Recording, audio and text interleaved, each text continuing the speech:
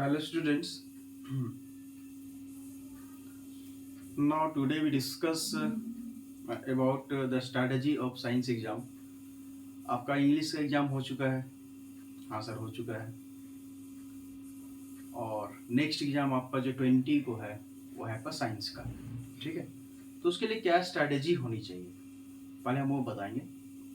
उसी हिसाब से आपको पढ़ाना है, उसी हिसाब से आगे बढ़ते चले जाना है। तो सर क्या होनी चाहिए पहले आप ये बताइए। देखिए, हर एक साल अगर सीबीएसई के पैटर्न के हिसाब से चले मेरे भाई, तो सीबीएसई के पैटर्न के हिसाब से चलते हैं तो देखिए क्या होता है कि आपका 5 सब्जेक्ट है जो नॉर्मल है। नॉर्मल है आपका इंग्लिश होगा, हिंदी होगा, साइंस होगा, मैथ्स होगा, और कोई आईटी ले लेता है, कोई और बहुत सारा ऑप्शनल है वो ले लेता है, कोई पेंटिंग ले लेता है, कुछ ले लेता है।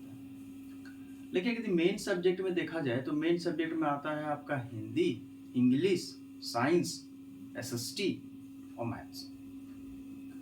अब आपका इंग्लिश का एग्जाम हो गया, बोला सर हो गया, तो बोले देखो इंग्लिश का एग्जाम में इस बार ऐसा देखा गया है कि क्वेश्चन जो था वो उसका लेवल कम था। हम नहीं बोल रहे, बच्चे ही बोल रहे हैं। इंग्लिश का लेवल कम है इस बार, तो जाहिर सी बात है कि सीबीएसई का ये स्ट्रैटेजी रहा है कि जो फर्स्ट एग्जाम अगर दी कम दिया, मॉडरेट दिया, तो किसी ना किसी एक सब्जेक्ट को टफ करेगा। इस बात को आप ध्यान से सुनिए जो हम बता रहे हैं, ताकि आपको काम आएगा भविष्य में। एक अगर कमजोर सब्जेक्ट दिया, बस कमजोर सब्जेक्ट नहीं मतलब इजी दिया है, तो आप ध्यान रखिए नेक्स्ट आपका टफ होने वाला है। अब हम बात करेंगे कि सर नेक्स्ट मेरा जो मेन सब्जेक्ट बचता है वो मेरा मेन सब्जेक्ट मैथ्स है और एक साइंस है, जो कि 20 को आपका साइंस है और फिर नेक्स्ट आपका उसके बाद मैथ्स है। तो सर क्या लगता है कि मैथ्स को टफ करेगा या साइंस को टफ करेगा, है ना? बात ये भी हो रही है कि मैथ्स टफ करेगी कि साइंस हमारे एग्जाम में।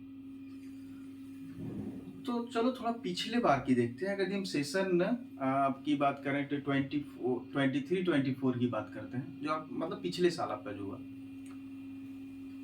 वहां का यदि क्वेश्चन हम देखते हैं बबुआ साइंस का, तो साइंस में देखें पिछले बार टफ क्वेश्चन पूछा है। अब नॉर्मल से थोड़ा ऊपर पूछा है, टफ नहीं बोलिए उसको, नॉर्मल से थोड़ा सा ऊपर पूछा है उसमें।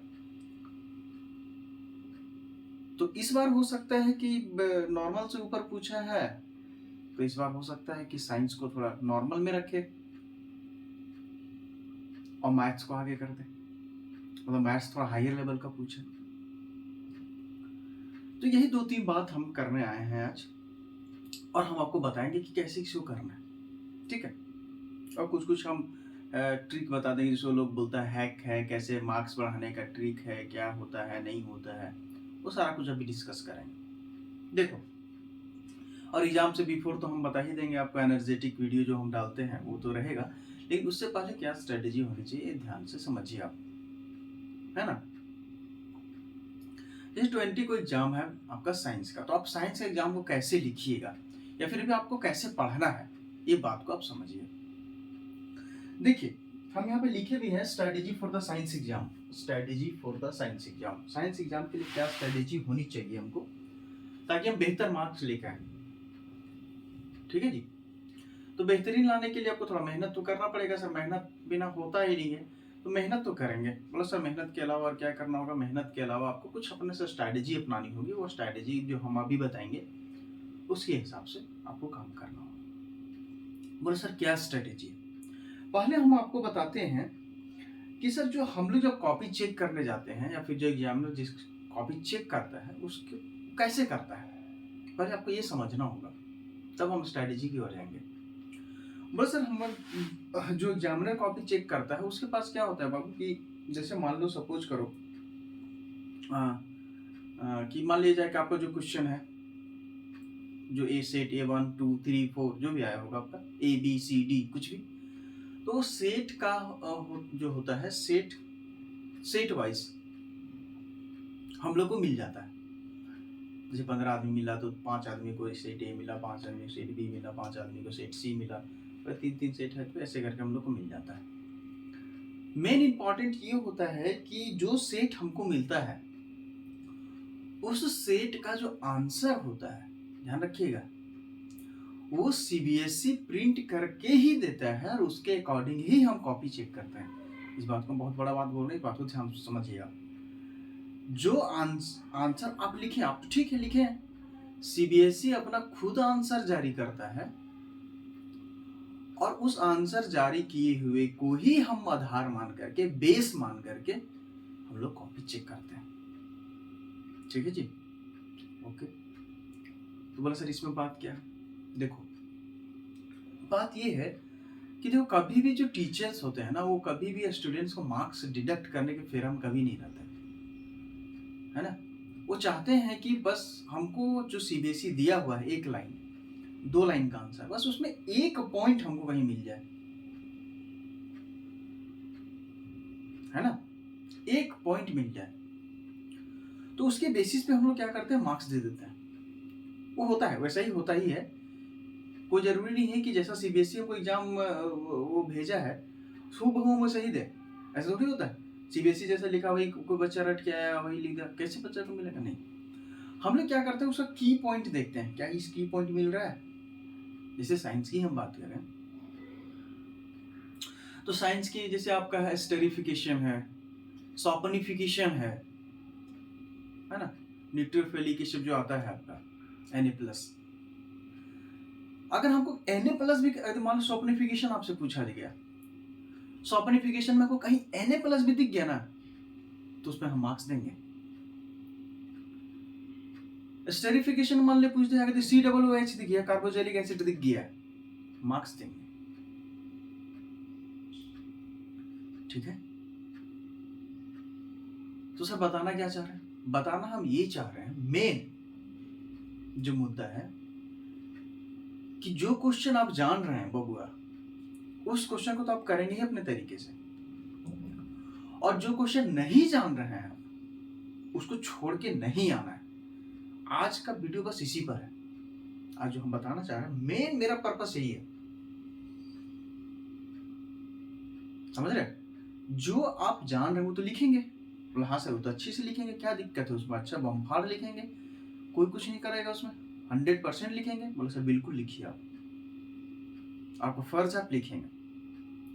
लेकिन मान लो बाबू को तुम नहीं लिख पाए जो क्वेश्चन को, उसको कैसे करेंगे? अभी मेन आज का मेरा मोटो वही है, बताने का तरीका, ध्यान रखिएगा इस बात को, ठीक है। अब जैसे क्या होता है, बच्चों लोग कभी कभी साइंस में गड़बड़ क्या करते हैं कि मान लीजिए सपोज करें कि कोई क्वेश्चन ऐसा पूछ दिया जो 2 मार्क्स का है, ठीक है ना, जैसे एंटी एसिड के बारे में पूछ दिया, what do you mean by anti acid and that's it's formula. अब 2 मार्क्स का है, बच्चा क्या करेगा ना, अब 2 मार्क्स का है तो 2 मार्क्स के लिए 2 लाइन 3 लाइन काफी है, एनफ है। 4 हार्डली जाएगा 4 लाइन। अब बच्चा क्या करता है, एंटी एसिड बारे में पूरा पढ़ा, अब 5 लाइन 6 लाइन 7 लाइन 8 लाइन लिख रहा है। अरे गधा, मूर्ख इंसान, जाहिल, तुमको वो 2 ही मार्क्स देगा एग्जामिनर, वो अपना बाप घर से नहीं देगा तुमको आधा मार्क्स 1 मार्क्स एक्स्ट्रा। अगर वो 2 क्वेश्चन 2 मार्क्स का है तो आपको आप 1 पेज लिखिए चाहे 10 पेज लिखिए, आपको उतना ही मार्क्स मिलेगा जितना सीबीएसई ने डिसाइड कर रखा है। बच्चा यहाँ मार खाता है, समझ रहे हैं, यहाँ बच्चा डैमेज हो जाता है। 3 मार्क्स का है, हार्डली 5-6 जाइएगा, लेकिन आप जाइएगा कैसे, वो भी आपको समझाना है हमको। देखिए कोई भी जब क्वेश्चन आप सॉल्व कर रहे होंगे, मान लीजिए कोई भी टॉपिक है, तो कोशिश ये कीजिएगा तो पॉइंट टू पॉइंट की बात करें, है ना।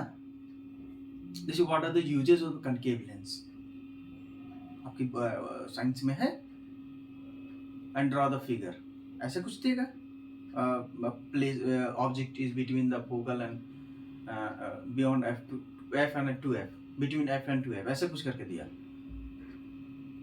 तो तो उसके बारे में डिस्क्राइब करना। अब बच्चा क्या करेगा, उसको ड्रॉ करेगा, सारा कुछ करेगा, अब उसके बारे में लिखना शुरू कर देगा पूरा। यहाँ से यहाँ बचेगा तो बनेगा, between A and A object रहेगा तो हाईली बनेगा, इनलार्ज्ड बनेगा, बियॉन्ड द सब ये बनेगा, वो बनेगा, ऐसा रहेगा।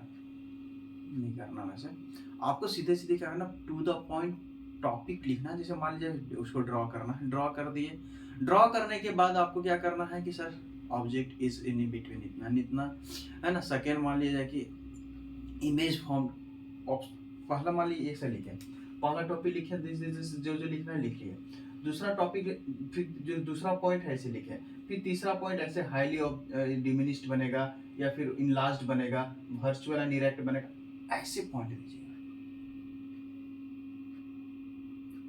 है ना। अब बच्चा क्या करता है, बच्चा गड़बड़ यहाँ करता है, बच्चा गड़बड़ यहाँ करेगा, पॉइंट नहीं दिख करके यहाँ लिख देगा कि highly when object is placed between F and two F then the image formed beyond the surface of the concave mirror and it is and the image formed by this mirror is same and जो भी बनेगा large in बनेगा, ये बनेगा, वो लिख रहा है। यहाँ से शुरू किया, यहाँ से शुरू किया, यहाँ आके अंत कर दिया, लो भैया, है ना। बच्चा यहीं पे मार खाएगा, इस जगह पे मार खाएगा, यहाँ पे गड़बड़ हो जाएगा उसका, ये वाला उसका बहुत स्ट्रैटेजी काम आता है। कभी भी टॉपर्स का आंसर देखिएगा ना, तो टॉपर्स का आंसर ऐसे कभी नहीं रहता, ऐसे रहता, point two point, point two point, point two point, उसको पॉइंट टू पॉइंट देते चला जाता है ना। तो यहाँ क्या होता है, इस पॉइंट से तो आधा मार्क्स है यहाँ, आधा मार्क्स है यहाँ, आधा मार्क्स है यहाँ, आधा मार्क्स है यहाँ, है ना। 2 मार्क्स यहाँ ले लेगा, 1 मार्क्स फिगर से ले लेगा, 3 मार्क्स से कहीं नहीं कटा। ऐसे करेगा, देखेगा कहीं सेंटेंस में तो हालांकि कटता नहीं है, लेकिन मान लो उनको समझ में नहीं आया, तो समझ में नहीं आया तो अच्छा ऐसे घेर देगा, ऐसे लाइन अंडरलाइन करेगा, आधा 1 मार्क्स यहाँ से, आधा मार्क्स उसमें कट जाएगा। यही बेटा गर्क कर देता है स्टूडेंट, और यही चीज नहीं पता होता बच्चों को, लिखना ऐसे है, ठीक है। ये तो हुई बात कि कैसे लिखना है। दूसरी बात की देखिए, कभी भी आप जब 20 तो एमसीक्यू रहेंगे भाई साइंस में, तो एमसीक्यू में क्या करना है वो पहले आपको बता रहे हैं। एमसीक्यू में जनरली आपको दिमाग फर्स्ट में नहीं लगाना है। देखिए सुनिए बात को, क्या होता है कि एमसीक्यू कहीं ना कहीं आपका बेटा 1 नंबर का क्वेश्चन है। आप मान लीजिए कि 20 एमसीक्यू बनाइएगा तो हर एक क्वेश्चन 1 मार्क्स का है। अब 1 मार्क्स में क्या होता है कि मान लो कि 3-4 क्वेश्चन में तुम फंस गए, अब बच्चा उसी में टाइम देना शुरू कर देता है। भैया नहीं टाइम देना है उसमें, आप मेरी बात को समझिए, हम पिछले वीडियो में भी यही बताए थे, है ना। फिर वही मुड़ी खुजाने लगेगा, ऐसे ऐसे बगला कौवा के जैसे घूमने लगेगा, फिर इधर देखेगा उधर देखेगा, ऐसे देखेगा वैसे देखेगा, नहीं कर रहा। अरे यार पढ़े थे, अभी पढ़ के आए थे, अभी यूट्यूब में देख के आए थे, ये किए थे, वो किए थे, रील्स देखे थे, रील्स में ही बोल रहा था। बेटा रील्स की दुनिया अलग है, तुम्हारी दुनिया अलग है ना। तो उसकी फेरा में नहीं रहना। हाँ कैसे करना, आप फर्स्ट पेज में ही जाइए, फर्स्ट पेज में क्वेश्चन नंबर 1 2 3 4 5 6 7 8 9 20 तक आप लिख लीजिए, छोड़ दीजिए उसको। अब सीधे सेक्शन बी में एंट्री मारिए। अब उसको जब आप पूरा क्लियर कर लीजिएगा तो कहीं ना कहीं आप अच्छा से क्लियर कर लीजिएगा उसको, बी सी डी जो भी है ना। उसके बाद देन आपको अब ये भी देखना है कि 15 मिनट में ही उसको नहीं करना, आपको फिर एक्स्ट्रा टाइम भी बचा लेना है, क्योंकि अब 20 क्वेश्चन ऐसे अभी यहाँ फर्स्ट वाला छोड़ के गए, तो कम से कम 25 से 30 मिनट बच जाएगा आपके पास, 25 से 30 मिनट बचेगा बेटा। आप उसमें से एमसीक्यू अच्छे से कर सकते हो, क्योंकि एमसीक्यू करने से एक और फायदा होगा, क्योंकि आपका जो इधर जो रिविजन हो गया आपका section B section C section D में, तुम्हारे दिमाग में जो जो चीज़ आया है, अगर वही चीज़ कहीं एमसीक्यू में भिटा गया कद उठो, वो डायरेक्ट स्ट्रक्ट करेगा, डायरेक्ट उसका आंसर देगा। ये फायदा होता है, समझ रहे हैं ना आप। और इसको अच्छे से माइंड में गांठ बांध के रख लीजिए कि सर पहले हमको करना क्या है ना। तो पहले आप एमसीक्यू कर दीजिएगा, फिर वहाँ 1 घंटा गया, अब इधर लिखने में अरे बप्पा छूट गए सेक्शन सी, है ना। अब सेक्शन सी छूट गया, सेक्शन सी कितना मार्क्स का था, हो सेक्शन सी 40 मार्क्स का था, चाहे 20 मार्क्स का, 25 मार्क्स का था, कुछ मार्क्स का था, सेक्शन सी पूरे छोड़ के आ गया। सेक्शन सी छोड़ के आ गया भैया, किसका घाटा हो गया। आप कुछ भी लिखते ना सेक्शन सी में तो 10 मार्क्स तो हमसे आता, तो ऐसे करना है, आपको एमसीक्यू लिख के छोड़ देना, फिर आपको आगे बढ़ते चला जाना है। अब आगे जो भी करना है करते रहिएगा, ठीक है। अब क्या होता है, जैसे हम शुरू में स्ट्रेटेजी बताए थे कि आपको 15-20 मिनट जो बचती है उस टाइमिंग में क्या करना, शुरू तो हम बता दिए थे, आप मेरा वीडियो देखे होंगे तो उसमें हम सारा कुछ बताएं कैसे करना। अब जैसे मान लो कि सपोज करो कि सर 2 क्वेश्चन 3 क्वेश्चन हमसे नहीं बना होगा, ऐसा नहीं है कि हम मोस्ट टैलेंटेड आदमी हैं या फिर हमको एलियन टाइप का आदमी है, ऐसे ऐसे देखें किताब पढ़े खोपड़िया में घुस गया, हाँ फिर देखें खोपड़िया में घुस गया। हम लोग तो ऐसे टाइप का आदमी नहीं है ना भाई, हम लोग कोई मिल गया टाइप के आदमी है ना, 50 बार घुसाने के बाद भी ना घुसे उस टाइप के हम लोग इंसान हैं। तो 2-3 क्वेश्चन लाजमी है, छूटेगा तो क्या करें, सर उसको छोड़ के आ जाए, नहीं ये गलत है। इसी को हम लोग कहते हैं बैक बेंचर ट्रिक, या फिर कभी कभी कोई बोल देता है, थोड़ा अच्छे पढ़े लिखे इंसान लोग कहता है, जो अच्छे टीचर हैं, हम लोग तो खैर उतना अच्छे टीचर कैटेगरी में नहीं आते हैं, लेकिन जो बहुत अच्छे अच्छे टीचर्स हैं वो कहते हैं इसको बैक बेंचर हैक। अब क्या हैक करेगा वही जाने, नहीं जाने, हमको नहीं पता है, बट हम लोग कहते हैं कि इसको बैक बेंचर ट्रिक है। लेकिन ये बैक बेंचर ट्रिक हर के लिए अप्लाई होता है, खाली ऐसा नहीं है कि जो बैक बेंचर बैठा हुआ उसी के लिए बैक बेंचर ट्रिक अप्लाई हो रहा है, नहीं। बैक बेंचर ट्रिक में क्या है, देखिए बैक बेंचर ट्रिक में जैसे होता क्या है बॉस, कि हम मान लिया जाए कि कुछ हमने क्वेश्चन इसको मिटा रहे हैं, ये बात तो आपको समझ में आ गई होगी कैसे करना है।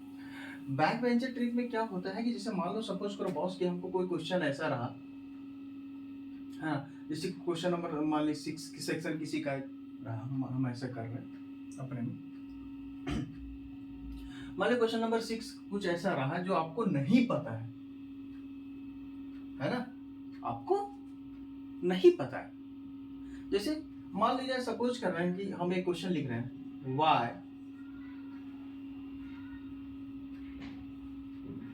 कार्बन makes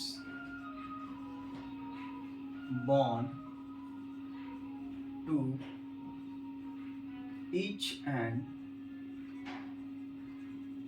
every element, है ना, क्यों कार्बन, ऐसा मान क्वेश्चन है।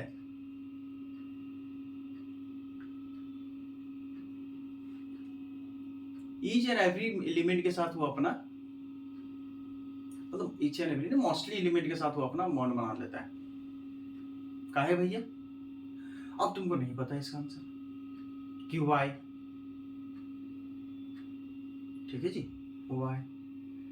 तो ऐसे सिचुएशन में क्या करेंगे, अब देखो ऐसी चीजों को बोलते हैं हम लोग, इसी को बोलते हैं हम लोग बैक बेंचर ट्रिक, इसी को बैक बेंचर ट्रिक के नाम से हम लोग जानते हैं। इसको मतलब कैसे करेंगे इसको, देखो हम शुरू में बताएं कि कोई भी टीचर्स जो है बेटा, आपको एग्जाम में मार्क्स जब चेक होता है तो मार्क्स काटने के फिराक में कोई भी टीचर नहीं रहता, इस बात को ध्यान से समझिए। आपको क्या करना है, ऐसे क्वेश्चन में जो हमको इसका आंसर नहीं पता है, तो इसका आंसर नहीं पता है तो इसका आंसर कैसे करेंगे। अब आपको दिमाग लगाना है कि सर इसके इर्द गिर्द कुछ पढ़े थे हम, जैसे इर्द गिर्द इसका पढ़े हैं कि सर मीथेन होता है, इथेन बनाता है, प्रोपेन बनाता है, ब्यूटेन बनाता है, कार्बोक्सिलिक एसिड बनाता है, ये सब हम पढ़े हैं। तो बेटा इसी के, अगर आपको इसका प्रॉपर आंसर एग्जैक्ट आंसर नहीं पता है तो इसी के इर्द गिर्द, ध्यान रखिएगा, इसी के आस पास का जो भी टॉपिक आपको दिमाग में चल रहा है और इसी चैप्टर का ध्यान रखिएगा। अब कार्बन कंपाउंड का चैप्टर पढ़ रहे हैं और तुम जाके वहां हेरिडिटी का एग्जाम्पल दे देगा, है ना, तो वही जम्मे से कॉपियां घुस के मारेगा मास्टर तुमको, ठीक है, सीधा ऐसे मारेगा, ऐसे का मतलब समझते हो, एक्स, तेरी जिंदगी में एक्स हो जाएगा बेटा,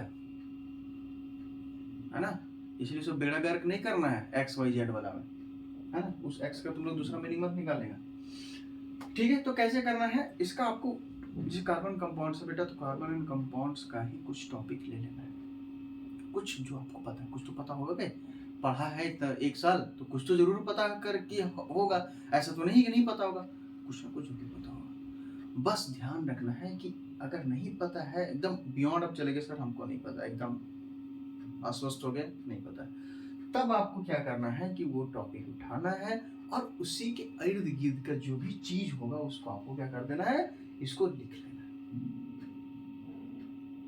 बोला सर इससे फायदा क्या होगा? हम बोलेंगे अगर तुम नहीं लिखा तो क्या फायदा हुआ? तुम अगर नहीं लिखा क्वेश्चन, 2 क्वेश्चन, तो उससे क्या फायदा होगा तुम्हारा? बोला सर कोई फायदा नहीं, ब्लैंक चले जाएगा, ब्लैंक चल गया, कोई मार्क्स नहीं मिलेगा। हम बोल रहे हैं ना, अगर यदि तुम उसका, हम क्या बोल रहे हैं शुरू में, हम लोग देखते हैं की पॉइंट, अगर वो की पॉइंट एक को कहीं मिल गया ना बेटा, अरे मान लीजिए 2 मार्क्स का क्वेश्चन है और की पॉइंट एक को मिल गया ना, तो 1 मार्क्स तुमको यहाँ मिल जाएगा। अब बाय लग 2-3 मिल गया तो फुल दे देगा। ये फायदा होता है और यही फायदा कोई नहीं बताता, मोस्टली टीचर तो नहीं बताते हैं सब चीज, हम बता रहे हैं क्योंकि हमको पता है कैसे स्ट्रैटेजी अपनाना चाहिए एग्जाम में। मैं बार बार बोल रहा हूं कि क्वेश्चन कोई भी नहीं छोड़ के आएगा। आज का मेरा मोरल, पूरा जितना भी बकवास हमने किया है, आज का moral story of this session या फिर this class is that no one left any question. समझ रहे हैं? क्वेश्चन छोड़ के बाद में ऐसे आंसू आप बहाने लगे, बेटा आंसू बहाने से कुछ नहीं हो, तुमको छोड़ना नहीं है वहां। हाँ, तुम छोड़ोगे तुमको क्वेश्चन में जिंदगी भर छोड़ देगा, दुनिया से छोड़ देगा तुमको, और तुमको दुनिया से छोड़ना है, तुम छोड़ के आ जाना। ठीक है, एकदम बता रहे हैं, चाहे जो भी हो जाए क्वेश्चन एकदम नहीं छूटना चाहिए। कुछ बच्चे का आया कि सर इंग्लिश में मेरा सेक्शन भी छूट गया, लड़ उसको जाके झापड़ मारे उसको, ना पूरा लाल कर दे मार के बाद, चाहे गर्ल्स हो चाहे बॉयज हो। बेटा सीरियस हो जाओ, फर्स्ट स्टेप है ये तेरा, और तुम यहाँ बोल रहे हो क्वेश्चन छूट रहा है। समझ रहे हो तुम कितना, मतलब वो आप इसे क्या बोल सकते हैं, जाहिलियत वाला काम कर रहे हो। इसका मतलब तुम नहीं पढ़ा है, नहीं प्रैक्टिस किया है। अरे तुम प्रैक्टिस किया हो तो एक क्वेश्चन नहीं छूटता तुमसे। अरे गलत ही लिख के आते, जैसे हमने बोला उसके आसपास का टॉपिक ही लिख के आते ना भाई, कुछ तो दिलासा रहता। मान लो तुम फेल कर रहे होते, सपोज करो कि तुमको मान लो प्रैक्टिकल में 18 मार्क्स हमने दिया, हम पास होने के लिए कितना चाहिए, इसके लिए हम एक वीडियो बना देंगे आपको। पास होने के लिए हमको चाहिए 33 मार्क्स, ये पासिंग मार्क्स है।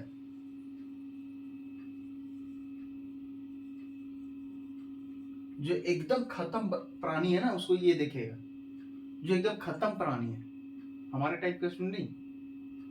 अब मेरे बच्चे अच्छे हैं वो हमको पता है, जो एकदम खत्म प्राणी होगा, जिसको मोह माया से एकदम पूरा क्या बोल सकते हैं, परे हैं, मलंग टाइप का आदमी है ना, कोई है ही नहीं, क्या है होना चाहिए नहीं होना चाहिए, उसके लिए बता रहे हैं। 33 मार्क्स आपका पासिंग मार्क्स है।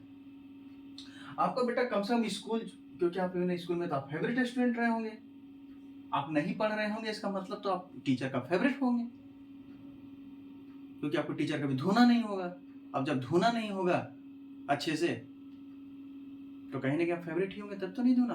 अब पढ़े वाला स्टूडेंट तो लापड़ झप्पड़ लाते जूता बेल्ट सब हो जाता है उसमें। समझ रहे ना, गुस्सा आ रहा है इस पे, बहुत ज्यादा गुस्सा आ रहा है। 2-3 बच्चा पे हमको इतना गुस्सा आ रहा है जो फोन किया या फिर हमको उसके बारे में पता चला कि छूट गया, बाहर आके रो रहा था। बेटा जिंदगी भर रोते रह जाओगे, हम बता दे रहे हैं। जो गलती हुआ अब नहीं करना है उसको। 18 मार्क्स तो लगभग हम ऐसा प्रिडिक्शन कर रहे हैं, कोई जरूरी नहीं 18 ही मिले, हम अपना ओपिनियन बता रहे हैं। अब ऐसा नहीं कि सर 18 मार्क्स से स्कूल का ही देगा, 20 का ही नहीं देगा। भैया तेरा स्कूल है तुम समझो, हम बता रहे हैं ऐसा हम लोग करते हैं इसलिए हम बता रहे हैं। मान लो 18 मार्क्स जो है बॉस तुम्हारा स्कूल दिया, 18 मार्क्स स्कूल दिया, अब 33 में से 18 घटा दो, तुमको लाना कितना वो बता रहे हैं। 13 में से 8 क्या गया 5 कंफर्म, या 2 में से 1 गया 1, आपको लाना कितना है 15, है ना। इतना मार्क्स क्या करना है आपको, ऑब्टेन करना, 15 मार्क्स लाना है आपको। और तुम 80 मार्क्स में 15 मार्क्स नहीं लाने के काबिल हो ना, तो तुम बेकार हो इस जिंदगी में, इतना पढ़ने के बावजूद। देख रहे हो। और 33 पासिंग है, 18 मार्क्स आपका क्या स्कूल देगा, 15 मार्क्स यहाँ आपको लाना है। अब बेकार पढ़ रहे हो, छोड़ दो पढ़ाई लिखाई, तुमको मन नहीं लग रहा है पढ़ाई में, मेरा मतलब सीधा ये बात है।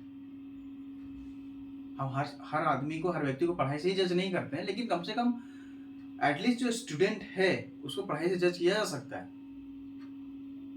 आपको मात्र 15 मार्क्स लाना है। आप 50 मार्क्स नहीं ला सकते? बिल्कुल ला सकते हैं सर, आप महान स्टूडेंट्स हैं, लाइएगा, 100% लाइएगा, ठीक है। अब देखो क्या होता है, 15 मार्क्स आपके, अब इसमें से क्या होता है ना भाई, मान लो कि कोई बच्चा मान लो 13 पे भी अटक गया, मान लो, हम लोग मान के ही चलते हैं कि 1800 मिला ही होगा, 13 पे अटक गया बेचारा, 2 मार्क्स से पीछे हट गया। अब बेटा तुम कहीं कुछ लिखा ही नहीं रहेगा तो एग्जामिनर अपना बाप घर से तो नंबर नहीं देगा, तुम जो लिखा है उसी में से खोज खोज के देगा वो। तो जब वो खोज खोज के देगा, तुम लिखेगा तब ना खोजेगा वो। अब बेटा तुम लिख ही नहीं, कुछ नहीं, ब्लैंक कॉपी है, वो कहाँ से देगा मार्क्स? नहीं दे सकता है। इस बात को बार बार समझिए, मार्क्स अपने घर से कोई टीचर नहीं देगा, आपने जो लिखा है उसी से वो मार्क्स मिलेगा, ठीक है ना। लेकिन हमारे तो ऐसा, तो हम वही बस एक कंडीशन बता रहे हैं, हम दिल पे नहीं लेना है, ये बकवासबाजी, हाँ दिल पे नहीं लेना है सब बात बाकी तो आपको जो है हमने बता दिया है ना। ध्यान रखिएगा, मोस्टली जो साइंस में गड़बड़ होते हैं बच्चे, थोड़ा इक्वेशन केमिस्ट्री का थोड़ा याद वाद कर लेना भाई, composition reaction, decomposition reaction, double displacement reaction, ये सब जो H प्लस आयन इधर जाता है तो एसिडिक होता है, ये सब चीज़ आपको ध्यान रखना है, किस सब फॉर्मेशन से बनता है।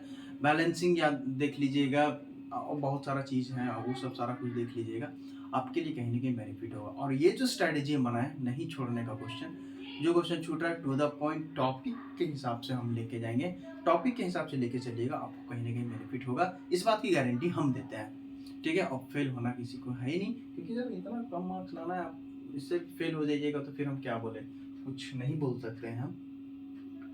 फिर हमको लगता है कि हमको ऐसा फिर लगता है कि मेरा बच्चा फिर अगर फेल हो तो हम परलोक सिधार जाएंगे सीधा ऊपर, और ऊपर से देखेंगे कि तुम काहे ऐसा किया था, समझ रहे ना। तो मेरा भी मान सम्मान रख लो यार, इज्जत मेरा भी रख लो, अपना जो भी है मम्मी पापा का भी रख लो, गांव समाज का भी रख लो, है ना, टीचर्स का रख लो, स्कूल का सबका रखना है ना। थोड़ा पढ़ लो, अब पढ़िएगा तो कहीं कहीं है आप ही का बेनिफिट होगा, इस बात को ध्यान रखिएगा, ठीक है जी, है ना।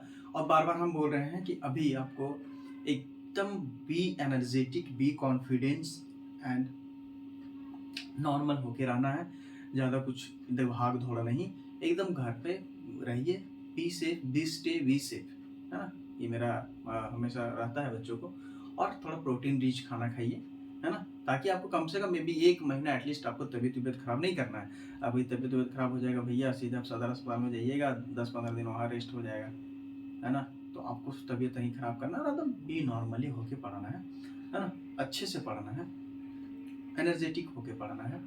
आपको थोड़ा मोड़ा भी नर्वसनेस लगे, घूम लीजिए, चाय पी लीजिए, इधर उधर कुछ काम कर लीजिए, मूवी थोड़ा मोड़ा देखना देख लीजिए, गाना सुन लीजिए, जो गाना आपको अच्छा लगता है, भोजपुरी गाना, नागपुरी गाना, हिंदी गाना, पंजाबी सॉन्ग, जो गाना अच्छा लगता है उस गाना को आप सुन लीजिए। मतलब सुनना नहीं, मूवी देखना तो 3 घंटा नहीं देखने लगना है, मतलब कुछ पार्ट है ना देख के 10-15 मिनट आप थोड़ा सा मूड फ्रेश कर लीजिए, उससे बात पड़ी। अब देखो बहुत सारा बच्चा क्या करना, सुबह से बैठा हुआ 2 बजे तक पढ़ते पढ़ते, देखो एक साइकोलॉजी हम ये कहता है कि आप जो भी एक टाइम में पढ़ें उसका 15% ही आपका माइंड ग्रैप्स करता है, मतलब आपके माइंड के अंदर जाता है, मात्र ओनली 15% बेटा। तो इसका कोई मतलब नहीं है कि आप सुबह 8 बजे से बैठे हैं सीधा 2-3 बजे तक बैठे, नहीं, कोई फायदा नहीं है। आप गैप ले लेके पढ़ें, गैप ले लेके पढ़िएगा ना, तो क्या होगा कि आप थोड़ा, आपकी बॉडी स्ट्रेस फ्री रहेगा, स्ट्रेस फ्री रहेगा तो आप ज़्यादा आपके माइंड में ग्रैप्स होंगे कोई चीज़ है। तो ऐसे आपको स्ट्रैटेजी लगा के आपको पढ़ना है, ठीक है। चलिए आपको अब आप क्या बताएं, सारा कुछ हम बता दिए हैं, तो आपको कुछ बताने के लायक नहीं रहे है, लेकिन हाँ हम बोलेंगे कि ठीक है, ऊपर वाला से दुआ है कि आप लोग सब अच्छे रहें और मस्त रहें, मलंग रहें, ज़बरदस्त रहें। सारे टीचर की दुआ रहती हैं, स्कूल टीम्स की दुआ रहती है, मम्मी पापा का भी दुआ रहता है, और अच्छे से पढ़ना है ना। ये इस पे परिस्थिति नहीं आनी चाहिए किसी को भी, ये परिस्थिति से किसी को नहीं गुजरना है ना। फालतू के क्वेश्चन तो ठीक है छूटते रहता है, बढ़ते रहता है, वो अलग बात है, उस पर हम लोग थोड़ा काम करेंगे। अभी जो भी 2-3-4 दिन बचा हुआ है और आगे बढ़ते रहेंगे। इसमें सोचने समझने की कोई ऐसी बात एक्स्ट्रा है नहीं। आप कोशिश ये करें कि हम ज़्यादा से ज़्यादा क्वेश्चन टच करके आए, क्वेश्चन को एकदम नहीं छोड़ना है, क्वेश्चन टू द पॉइंट, कभी कहीं टॉपिक जो रहता है उससे करके ही आना है। इससे आपका ही बेनिफिट होगा। क्या बेनिफिट होगा हम आपको बता दिए सारा कुछ, ठीक है जी। और मोस्टली मेरे बच्चे अच्छे हैं तो हम इसके लिए आगे कुछ नहीं बोलेंगे, हम बस इतना बोलेंगे कि एकदम सेफ होके पढ़ें, कोई दिक्कत नहीं, तबीयत खराब नहीं करना है, चाहे किसी भी हाल में हो, तबीयत अभी किसी का खराब नहीं होना चाहिए, और एकदम कूल माइंड से पढ़ना है, एकदम रिलैक्स होकर पढ़ना है। जितना आप रिलैक्स होकर पढ़िएगा उतना ज़्यादा चीज़ आप ग्रैप्स करेंगे, है ना। तो ऐसे करके आपको करते जाना, ठीक है जी।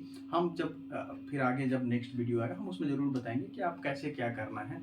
साइंस के एक दिन पहले जब होगा उस नाइट में हम बता देंगे आपको और क्या क्या स्ट्रैटेजी अपनाना है ताकि हम बेहतर मार्क्स बना सकें, बेहतर मार्क्स ला सकें, है ना। है अभी तो खैर एग्जाम्पल तो आपको बता दिए सारा, इक्वेशन कार्बन कंपाउंड से में ज़्यादा बच्चे का ये डरता है, तो सब चीज़ें थोड़ा देख लीजिएगा आप अच्छे से, है ना, जो इक्वेशन बनते हैं उस सबका, ठीक है। चलिए, तो जितने भी हमने बात बोला उसको दिल पे नहीं लेना है, आप कहीं ना कहीं आप ही के लिए बोल रहे हैं, तो उसको अच्छे से इम्प्लीमेंट कीजिएगा अपने ऊपर, तो कहीं नहीं आप बेनिफिट रहेंगे, आप फायदा में रहिएगा, ठीक है जी। चलिए, है ना, एकदम रिलैक्स होके पढ़ना है, मस्त मलंग होके पढ़ना, जबरदस्त होके पढ़ना, फाड़ देंगे। अब तो फाड़ेंगे ही, क्योंकि हमने मेहनत किया है, और मेहनत किया है, जो बच्चा मेहनत करेगा वो कहीं ना कहीं आगे जाएगा, इस बात की गारंटी है मेरी और पूरा परिवार की, सबकी गारंटी है, ठीक है जी। चलिए, टाइम हो गया है, तो हम थोड़ा इजाज़त लेना चाहेंगे, लेकिन एकदम रिलैक्स होके पढ़ना है, इस बात को ध्यान रखना है। चलिए, okay students, bye bye bye, have a nice day.